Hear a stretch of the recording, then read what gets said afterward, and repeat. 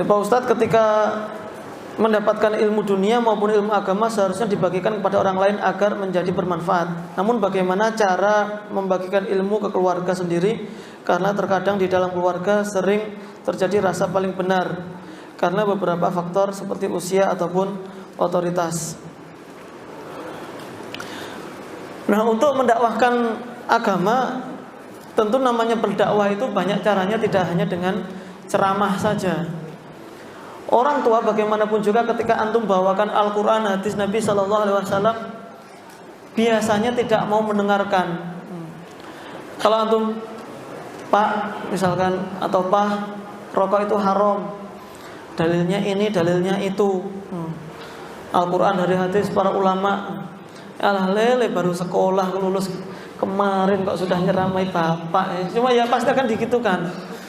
Ya memang orang tua mungkin akan berbeda kondisinya. Ada orang yang itu diajak diskusi enak, itu bisa. Namun umumnya itu tidak bisa diajak diskusi. Lalu bagaimana cara berdakwah?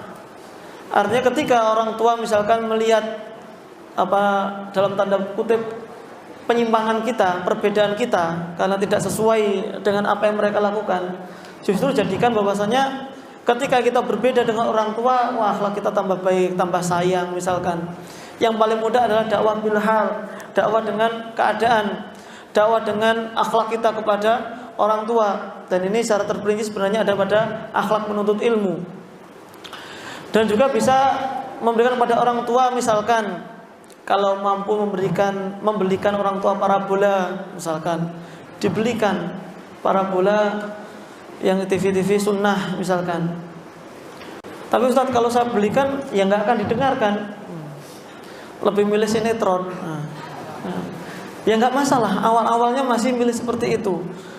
Ya memang nggak mungkin orang tua tiba-tiba biasanya suka mendengarkan sinetron, kemudian dibelikan TV parabola, TV sunnah, tiba-tiba dengan kesadaran pengen dengarkan TV sunnah, katanya anak saya bagus. Nggak, ya sulit. Namun ketika kita sendiri yang berada di rumah, kita putar sendiri dengan suara agak keras, orang tua mungkin juga masih belum nyimak juga. Ketika yang di rumah masih nyuci sambil nyuci, nyetrika sambil nyetrika, namun kita mendengarkan. Secara tidak sengaja mereka sudah mendengarkan. Kebetulan dicarinya juga ustadz-ustadz yang memang dalam materinya penyampaiannya agak mudah, agak lembut misalkan, seperti itu. Ya jadi memang butuh perlahan ketika kita mendakwahkan kepada orang tua ataupun keluarga di rumah. Tapi selalu dengan perlahan-perlahan seperti itu, karena memang dalam berdakwah kepada keluarga di rumah itu yang paling berat ya tadi ketika mereka belum bisa menerima. Namun yang paling penting adalah ketika orang tua ataupun keluarga di rumah sudah menerima kita, dalam artian sudah memaklumi apa yang kita lakukan, itu sudah prestasi yang bagus.